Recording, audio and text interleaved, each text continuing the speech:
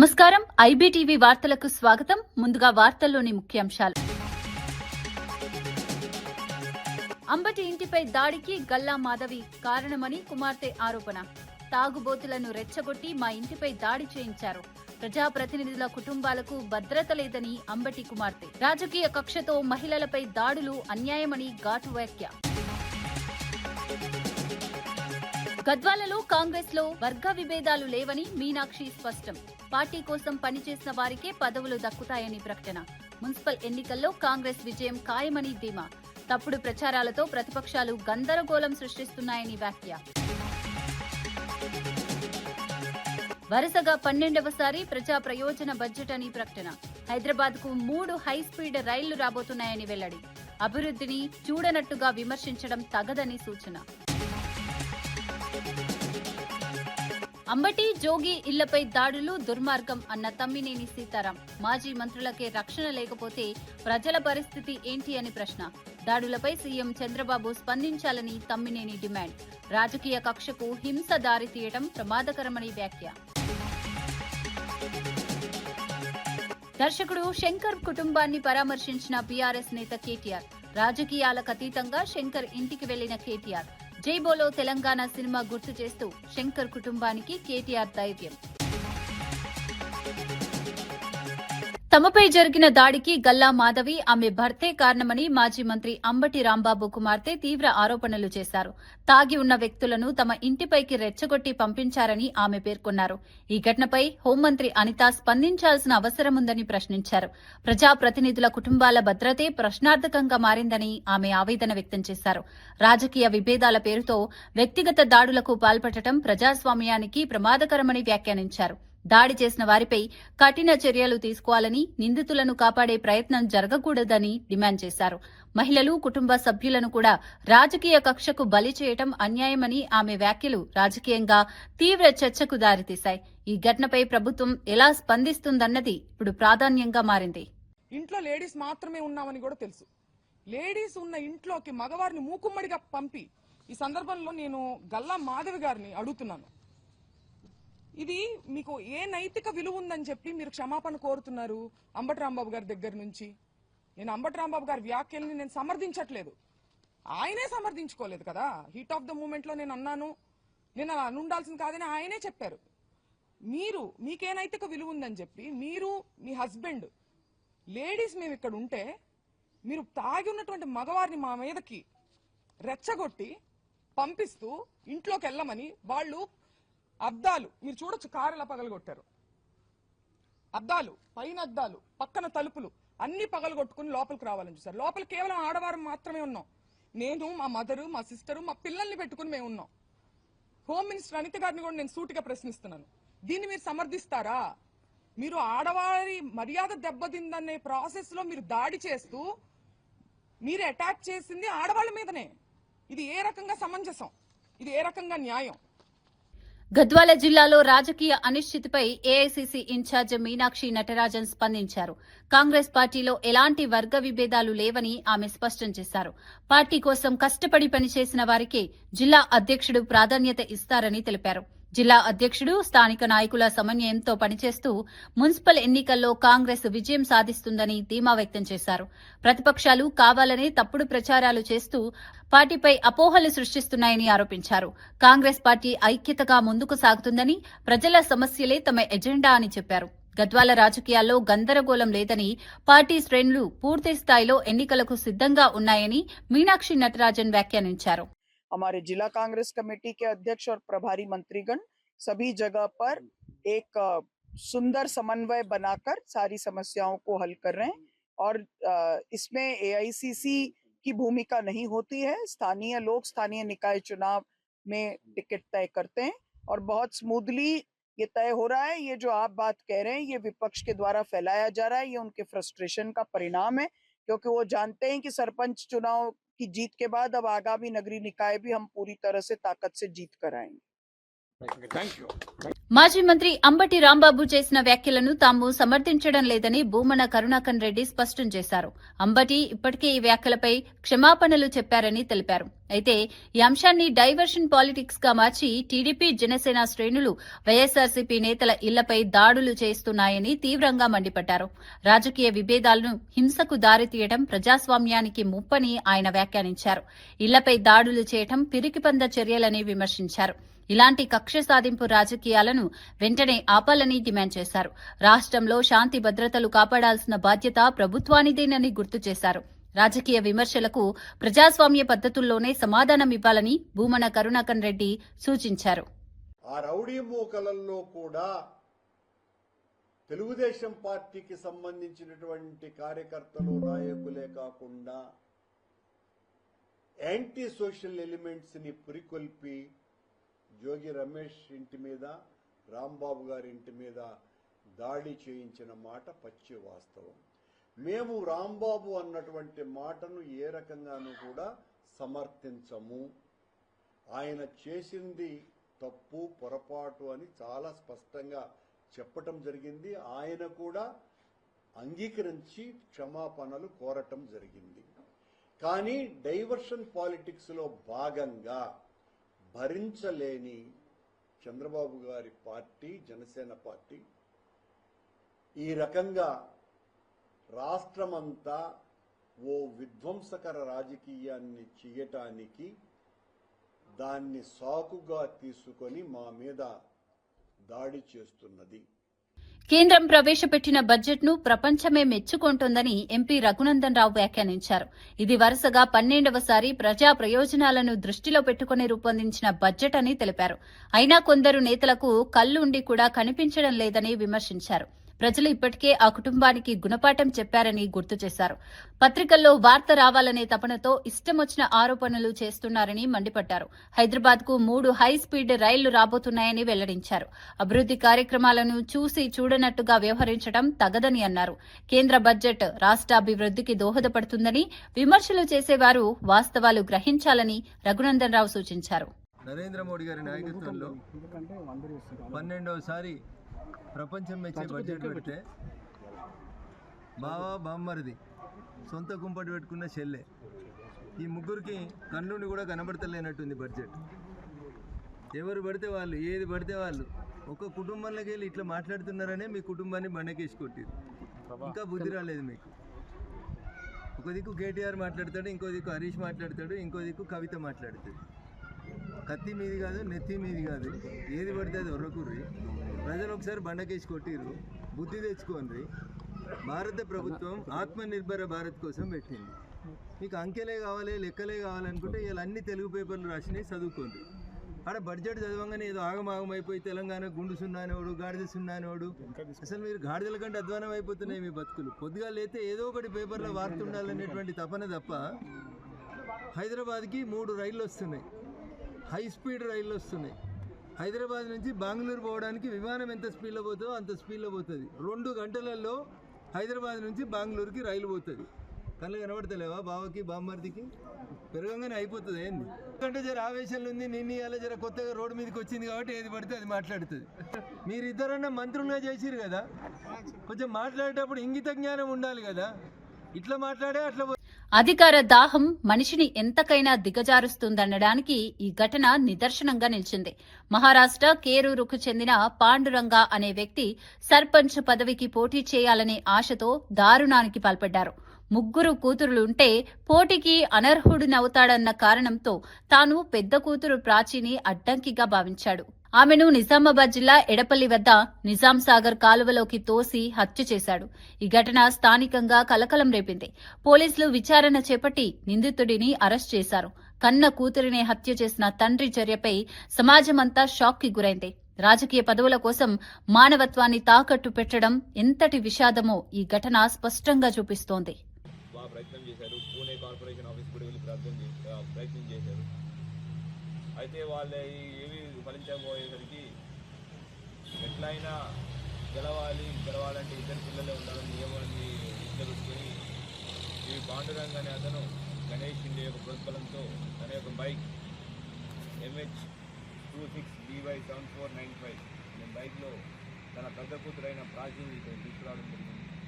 తీసుకొచ్చి నిజామాబాద్ తీసుకెళ్తున్నాను. తీసుకొచ్చి ఇక్కడ అంబం తుమ్మదండానికి అంబం వెళ్ళే దారిలో బాబాని నిజాం సాగర్ కెనాల్లో తోసేసి వెళ్ళిపోవడం జరిగింది. వెళ్ళిపోయి ఇన్ని రోజులు దాక్కున్నాడు. మనకి ఇన్ఫర్మేషన్ మీద ఇవాళ అప్రియంట్ అతను పట్టుకోవడం జరిగింది. ఇంకా మొత్తం ఆపరేషన్ని దగ్గరుండి సూపర్వైజ్ చేస్తూ లీడ్ చేసిన ఏసీపీ గారికి, తర్వాత inspector TI Bodhan rural inspector Vijay గారికి, ఎస్ఐలు Edapalli SI Rama and Renjal SI చంద్రమోహన్కి మరియు మొదట టీం అందరికీ కష్టపడి ఈ కేసు ఛేదించారు. వీళ్ళందరికీ మనస్ఫూర్తిగా అభినందనలు తెలుపుతున్నాను. అట్లానే మీడియా మిత్రుల ద్వారా అందరికీ విజ్ఞప్తి, ఎవరో చెప్పారు లేదంటే క్రిమినల్ యాక్టివిటీస్ ద్వారా ఎటువంటి పదవిని పొందలేరు, ఒకవేళ ఎటువంటి యాక్టివిటీస్ చేస్తే గ్యారంటీ కటకటాలు పాలవుతారు. Thank you. జై హింద్. సార్ ఇంకొక పర్సన్ కేరళ రాష్ట్రం కోజికోడ్లో హృదయాన్ని తాకే సంఘటన చోటు చేసుకుంది. ఓ 3 ఏళ్ల చిన్నారి ఆటో దిగిన వెంటనే ఒక్కసారిగా రోడ్డుపైకి పరిగెత్తింది. అదే సమయంలో వేగంగా వస్తున్న ప్రైవేటు ట్రావెల్స్ బస్సు చిన్నారికి అతి దగ్గరగా వచ్చింది.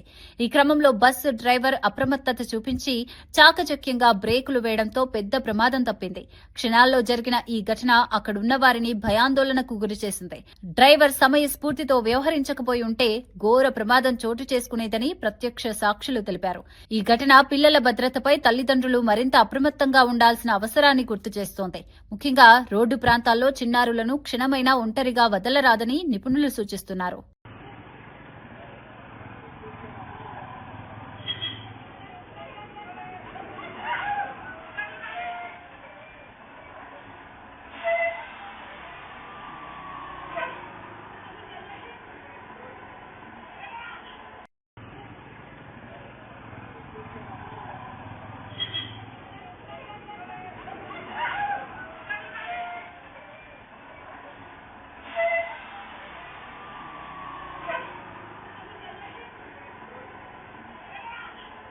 ప్రముఖ దర్శకుడు శంకర్ తల్లి సక్కుబాయి ఇటీవల కన్నుమూయడంతో బీఆర్ఎస్ వర్కింగ్ ప్రెసిడెంట్ కేటీఆర్ ఆయన నివాసానికి వెళ్లి కుటుంబ సభ్యులను పరామర్శించారు. ఈ సందర్భంగా శంకర్ కు ధైర్యం చెప్పిన కేటీఆర్ ఈ కష్ట సమయంలో పార్టీ ఆయన కుటుంబానికి అండగా ఉంటుందని భరోసా ఇచ్చారు. తెలంగాణ ఉద్యమ కాలంలో జై బోలో తెలంగాణ సినిమా ద్వారా ఉద్యమానికి ఊపునిచ్చిన శంకర్ పాత్రను కేటీఆర్ గుర్తు చేశారు. అలాగే గద్దర్ పాటలతో ఉద్యమానికి ప్రాణం పోసిన శంకర్ కృషిని కొనియాడారు. శంకర్ కుటుంబం ఎదుర్కొంటున్న దుఃఖాన్ని పంచుకుంటూ దశకర్మ కార్యక్రమానికి హాజరవుతానని తెలిపారు. రాజకీయాలకు అతీతంగా వ్యక్తిగత సంబంధాలను గౌరవించే సాంప్రదాయానికి ఇది ఉదాహరణగా పలువురు అభిప్రాయపడుతున్నారు.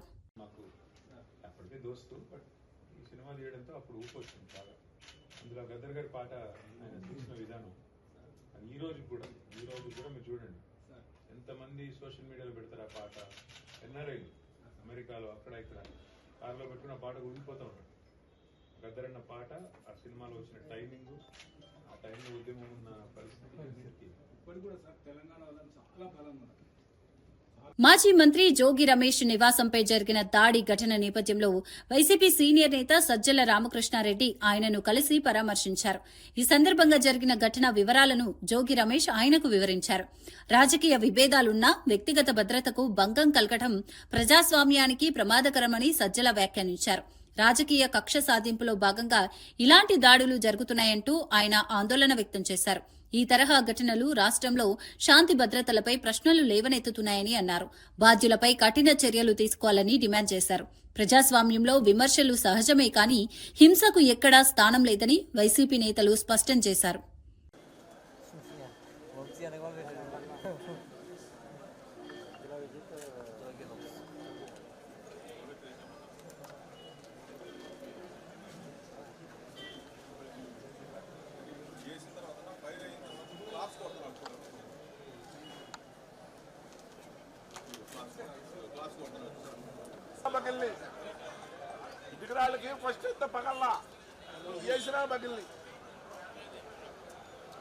తిరుపతి లడ్డూ అంశాన్ని రాజకీయంగా వాడుకుంటూ అర్ధరాత్రి ఫ్లెక్సీలు ఏర్పాటు చేయడంపై వైసీపీ తీవ్ర అభ్యంతరం వ్యక్తం చేసింది.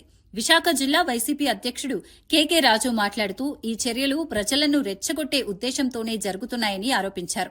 లడ్డూ విషయంలో ఇప్పటికే విచారణలు జరుగుతున్నప్పటికీ రాజకీయ లబ్ది కోసం తప్పుడు ప్రచారం చేస్తున్నారని మండిపడ్డారు. టీడీపీ కార్యకర్తలు దాడులకు పాల్పడుతున్నా పోలీసులు ప్రేక్షక పాత్ర వహిస్తున్నారని విమర్శించారు. గీతం యూనివర్సిటీ భూ వివాదం నుంచి ప్రజల దృష్టిని మళ్లించేందుకే ఇలాంటి ఫ్లెక్సీ రాజకీయాలు చేస్తున్నారని కేకే రాజు అన్నారు. దేవాలయ పేరుతో రాజకీయాలు చేయటం ప్రజల మనోభావాలను దెబ్బతీస్తుందని వైసీపీ నేతలు హెచ్చరిస్తున్నారు.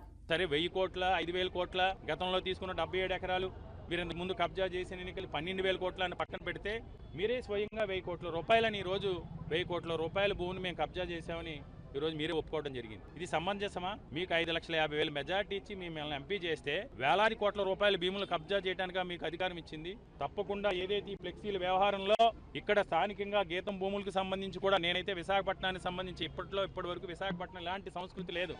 దీనికి గీతం భూములు విషయం ఏదైతే చర్చ జరుగుతూ ఉందో మొన్న పెద్ద ఎత్తున మా కార్పొరేటర్స్ అందరూ కూడా వీరోచిత పోరాటం చేసి కౌన్సిల్లో దీనికి వ్యతిరేకంగా పోరాటం చేశారు. విశాఖపట్నం ఉన్న ప్రజలు వైఎస్ఆర్ కాంగ్రెస్ పార్టీ నాయకులు కలిసి నిరసన దీక్ష చేసి దీనిలో ప్రజల్లో చైతన్యాన్ని తీసుకొచ్చారు. వీటన్నిటిని కూడా పక్కదోవ పట్టించాలనే ఉద్దేశంతో నాకు తెలిసి ఈ రోజు లోకేష్ గారి డైరెక్షన్ లో విశాఖపట్నంలో ఈ ఫ్లెక్సీని 2 రకాలుగా అటు తిరుపతి లడ్డు విషయంలో జగన్మోహన్ రెడ్డి గారిని వైఎస్ఆర్ కాంగ్రెస్ పార్టీ నాయకుల్ని వారిపై తప్పుడు ప్రచారం చేయాలి, వారిపై బురద చల్లాలి, ప్రజల్లో వారిపై వ్యతిరేకత తీసుకురావాలనే ఉద్దేశం ఉంది. రెండోది గీతం భూములకు సంబంధించి స్కామ్కి సంబంధించి కూడా డైవర్ట్ చేయాలని చేస్తున్నాం. ఎంపీ గారిని ఒకటే డిమాండ్ చేస్తున్నాం. మీరు ఏదో దీని మీద చాలా వివరణ ఇచ్చారు. అక్కడ 70,000 ఉంది, 80,000 ఉంది. ఎంత ఉంటే మీరు కబ్జా చేసారా లేదా, చట్టబద్ధంగా మీకు దానికి పొందే హక్కు ఉందా, దానిపైన సమాధానం చెప్పాలని డిమాండ్ చేస్తున్నాం. ఒక ఎస్ఐన్ ల్యాండ్ని ఎస్ఐనీకి క్యాన్సిలేషన్ జరిగిందా లేదా అని చూడాలి. ఎస్ఐనీస్ షెడ్యూల్ క్యాస్ట్ సంబంధించిన వారైతే దాన్ని వాళ్ళు వారసులు క్లెయిమ్ చేస్తే మళ్ళీ రిటైన్ చేయాల్సిన అవసరం ఉంటుంది. ప్రభుత్వ భూమి అయితే పోనీ ఏదో రకంగా వీళ్ళు నిర్ణయాలు తీసుకున్నాను. ఇది ఎస్ఐన్ ల్యాండ్స్ అని ఆయనే చెప్పడం జరిగింది. ఇవన్నీ కూడా ఎస్ఐన్ ల్యాండ్స్లో మా ఆక్రమణలు ఉన్నాయి, మా అధీనంలో. ఎస్ఐన్ ల్యాండ్స్ని ఏ విధంగా ఆక్రమిస్తారు? తప్పకుండా దాని మీద కూడా చర్యలు తీసుకోవాలని డిమాండ్. మాజీ స్పీకర్ తమ్మినేని సీతారాం, అంబటి రాంబాబు, జోగి రమేష్ ఇళ్లపై జరిగిన దాడులను తీవ్రంగా ఖండించారు. దాడి చేసిన వారు దొరికితే ప్రాణహానికే పాల్పడేవారని ఆయన ఆవేదన వ్యక్తం చేశారు. ఒక మాజీ మంత్రికి కూడా రక్షణ లేకపోతే సాధారణ ప్రజల పరిస్థితి ఏంటని ప్రశ్నించారు. జోగి రమేష్ ఏం తప్పు చేశాడని ఆయన ఇంటిపై దాడి చేశారో చెప్పాలని డిమాండ్ చేశారు. భవిష్యత్తులో ఇలాంటి ఘటనలు పునరావృతం కాకుండా కఠిన చర్యలు తీసుకోవాలని సీఎం చంద్రబాబును కోరారు. లడ్డూ విషయంలో నివేదికలు స్పష్టంగా ఉన్నప్పటికీ రాద్ధాంతం చేయడం దురదృష్టకరమన్నారు. చివరకు ప్రజలే ఎన్నికల్లో తగిన తీర్పు ఇస్తారని తమ్మినేని వ్యాఖ్యానించారు. జోగి రమేష్ చేసిన పొరపాటు అవుతుంది. తన కలీగ్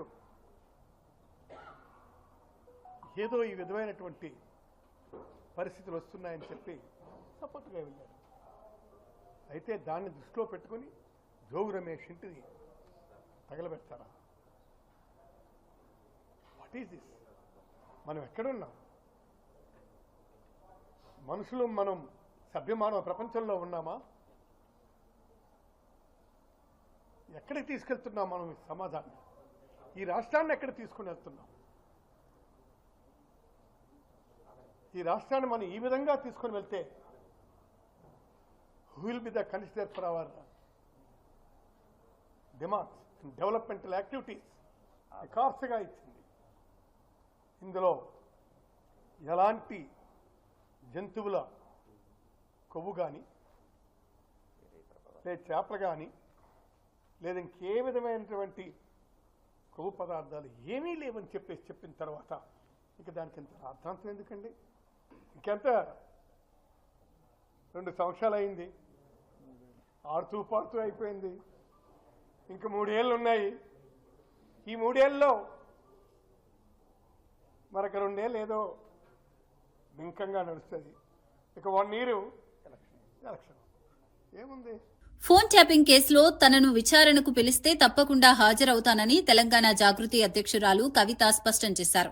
చట్టబద్దమైన విచారణకు తాను ఎప్పుడూ సిద్దమేనని, అయితే ఈ అంశాన్ని రాజకీయ లబ్ధికి ఉపయోగించుకోవడం సరికాదని వ్యాఖ్యానించారు. కేసును స్పష్టంగా తేల్చకుండా కాంగ్రెస్ ప్రభుత్వం కావాలని నాటకాలు ఆడుతోందని ఆరోపించారు. ఈ విషయంలో కేటీఆర్ చేసిన వ్యాఖ్యలను ఆమె తీవ్రంగా ఖండించారు. ప్రజలను తప్పుదోవ పట్టించే ప్రయత్నాలు మానుకుని నిజాలను బయటపెట్టాలని డిమాండ్ చేశారు. ఫోన్ ట్యాపింగ్ వంటి తీవ్రమైన అంశాన్ని రాజకీయ కక్ష సాధింపునకు వాడటం ప్రజాస్వామ్యానికి హానికరమని పేర్కొన్నారు. చట్టం ముందు అందరూ సమానమేనని, నిజం బయటపడితేనే ప్రజలకు న్యాయం జరుగుతుందన్న అభిప్రాయాన్ని కవిత వ్యక్తం చేశారు. విచారణకే విలువద్దు అన్నట్టు మాట్లాడుతున్నారు. అసలు ఆ సిచ్యువేషన్ ఎందుకు వచ్చింది? ఇన్ని రోజులు విలువలేదు కదా కేసీఆర్ గారిని విచారణకు. ఇప్పుడు ఆ సిచ్యువేషన్ వచ్చింది కదా. ఆ సిచ్యువేషన్ ఎందుకు వచ్చిందో ఇప్పటికన్నా అంతర్గతంగా వాళ్ళు పరిశీలన చేసుకోవాలి. 1, 2 ఒకవేళ పిలిచిండ్రు అనుకోండి విచారణకు, పోక తప్పదు. ఇప్పుడు రేపు నన్ను పిలిచినా పోతా. చట్టానికి అందరం కూడా సహకరించాలి, పిలిచినప్పుడు పోతాం. కాకపోతే ఆ యొక్క ఆలోచన విధానం ఏదైతే ఉన్నదో అందులో మార్పు రానంత కాలం బీఆర్ఎస్ పార్టీని మాత్రం ఎవడు కూడా బాగు చేయలేడు. కాంగ్రెస్ గవర్నమెంట్ గుంటనక్కతోని కంప్లీట్గా మ్యాచ్ ఫిక్సింగ్లు ఉన్నారు కాబట్టి వాళ్ళు దీన్ని కంక్లూడ్ చేయరు. నిజమైన నేరస్తులు బయటకు వస్తారని నేను అనుకుంటలేను. ఏదో టైంపాస్ చేసి ఇప్పుడు మున్సిపల్ ఎన్నికలు 10-11 రోజులు హడౌట్ చేసి వదిలేస్తారేమో అనేటటువంటి ఆలోచన నాకున్నది. కాబట్టి Congress has to prove if the government is transparent, if they are serious, investigation should go forward. ఏడబోతుంది 2 ఏళ్ల నుంచి ఎక్కడ వేసిన గొంగలు అక్కడే ఉంది, తిరిగిన దగ్గరే తిరుగుతూ ఉన్నది. సో స్టాండ్ చేసి సైకిల్ దొక్కినట్టు ఉంది పరిస్థితి. అట్లా కాకుండా కంక్లూడ్ కావాలని కోరుతున్నా నేను. స్కిల్ డెవలప్మెంట్ కేసును రాజకీయ కక్ష సాధింపులో భాగంగా ఉపయోగించారని టీడీపీ పొలిట్ బ్యూరో సభ్యుడు వర్ల రామయ్య ఆరోపించారు. చంద్రబాబు నాయుడుపై కేసు పెట్టి 53 రోజులు జైలుకు పంపడం పూర్తిగా ప్రతీకార చర్యేనని ఆయన అన్నారు. జగన్ ప్రభుత్వం అధికార దుర్వినియోగానికి పాల్పడి ప్రజల దృష్టిని మళ్లించేందుకు ఈ కేసును తెరపైకి తెచ్చిందని విమర్శించారు. స్కిల్ డెవలప్మెంట్ ప్రాజెక్టు రాష్ట్ర యువత భవిష్యత్తు కోసం చేపట్టిందని, దానిని అవినీతి కేసుగా మలచడం అన్యాయమని తెలిపారు. న్యాయ వ్యవస్థపై తమకు విశ్వాసం ఉందని, నిజం తప్పకుండా బయటపడుతుందని వర్ల రామయ్య పేర్కొన్నారు. రాజకీయ విభేదాల కోసం అభివృద్ది కార్యక్రమాలను నాశనం చేయడం రాష్ట్రానికి నష్టం కలిగిస్తుందని ఆయన అభిప్రాయపడ్డారు. దర్యాప్తుని కొనసాగిస్తూ వాళ్ళు చాలా క్లియర్గా చెప్పడం జరిగింది. చంద్రబాబు నాయుడు గారి గురించి కానీ, ఆయన ఇన్వాల్వ్మెంట్ గురించి కానీ ఎక్కడ కూడా వాళ్ళ ఇన్వెస్టిగేషన్లు ఎక్కడా పెట్టలేదు. ఏమిటి జగన్మోహన్ రెడ్డి గారు ఇప్పుడు ఏం సమాధానం చెబుతారు? సాక్ష్యాలు లేకుండా, సందర్భం లేకుండా ఆయన మీద దొంగ కేసు, తప్పుడు కేసు పెట్టి 53 రోజుల జీవితాన్ని మీరు బలి చేశారు. ఈనాడు పనికిరాని దొంగ కేసు, తప్పుడు కేసు చంద్రబాబు నాయుడు గారి మీద పెట్టి ఏమి సాధించారు? మీరు కక్షా కార్పణ్యంతో దొంగ కేసు పెట్టారని చెప్పగలిగారు. అంతగా తప్పితే ఏమైనా చేశారా మీరు? సిఐడి రిపోర్ట్, ఈడీ రిపోర్ట్ క్లియర్గా చెబుతున్నాయి. మీరు కోర్టుకు వెళ్ళారు, ఏసీబీ కోర్టులు వేశారు, రీఇన్వెస్టిగేట్ చేయమన్నారు, నో అన్నారు, సఫిషియెంట్. హైకోర్టుకు వెళ్ళారు, ఏం సాధించారు? భగవంతుడు చూస్తూ ఊరుకోవడం. నైతిక విలువలు ఉంటే రాజకీయాల నుంచి తప్పుకోవాలి మీరు. ప్రయాణికుల సౌకర్యాన్ని దృష్టిలో పెట్టుకుని ఈ ఏడాదిలో ఆర్టీసీలో 2500 ఈ బస్సులను ప్రవేశపెట్టనున్నట్లు ఆర్టీసీ ఎండీ కృష్ణబాబు వెల్లడించారు. పర్యావరణ హిత రవాణా వ్యవస్థను ప్రోత్సహించడమే ఈ నిర్ణయానికి ప్రధాన లక్ష్యమని తెలిపారు. ఈ బస్సుల వల్ల ఇంధన ఖర్చులు తగ్గడంతో పాటు కాలుష్యం కూడా తగ్గుతుందని అధికారులు చెబుతున్నారు. పట్టణాలతో పాటు గ్రామీణ ప్రాంతాల్లోనూ ఈ బస్సులను అందుబాటులోకి తేవాలని ప్రణాళికలు రూపొందిస్తున్నారు. ప్రయాణికులకు సౌకర్యవంతమైన, సురక్షితమైన సేవలు అందించేందుకు ఆధునిక సాంకేతికతను ఉపయోగించనున్నట్లు పేర్కొన్నారు. ఆర్టీసీ ఆర్థిక స్థితి మెరుగుపడడంతో పాటు ఉద్యోగ అవకాశాలు కూడా పెరుగుతాయని అంచనా వేస్తున్నారు. ఈ నిర్ణయం ప్రజా రవాణా రంగంలో కీలక మార్పుగా భావిస్తున్నారు. మోడల్లో మనం తీసుకుంటాం. ఎలక్ట్రికల్ బస్సెస్ మనం ఏదైతే ప్లాన్ చేస్తున్నామో దానికి ఛార్జింగ్ ఇన్ఫ్రాస్ట్రక్చర్ కూడా పార్ట్ ఆఫ్ దట్. సిటీస్లో మనం పెడతాము. సో ఆ సిటీస్లో బస్సెస్ ఎక్కడ దాకా వెళతాయి అనేది చూసుకుని ఎక్కడ దానికి ఛార్జింగ్ ఇన్ఫ్రాస్ట్రక్చర్ కావాలి అని, అంటే పర్ డే ఎన్ని కిలోమీటర్లు ఛార్జింగ్ లేకుండా వెళ్ళగలదు. సో దాని బేసిస్ మీదే మనం ఛార్జింగ్ ఇన్ఫ్రాస్ట్రక్చర్ ప్లాన్ చేయడం జరుగుతుంది. బస్సెస్ ఎక్కడ మూవ్ అవుతాయి అనే దాని బేసిస్ మీదే మనం ఛార్జింగ్ ఇన్ఫ్రాస్ట్రక్చర్ ప్లాన్ చేస్తున్నాం. ఈ 1 ఇయర్లో మనం అట్లీస్ట్ 1000 + 1500 2500 కనుక మనం ప్లాన్ చేసుకోగలిగితే టెక్నికల్గా ఏం ప్రాబ్లం లేదు.